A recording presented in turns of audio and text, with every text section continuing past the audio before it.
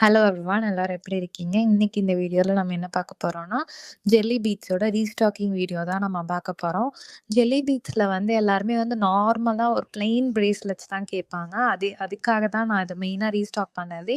ஏன்னா நானே வந்து வாட்ச் போட்டு ஒரு நார்மலான ஒரு பிரேஸ்லெட் வந்து போடணுன்றத வந்து இப்போ ரெகுலர் பண்ணிட்டேன்.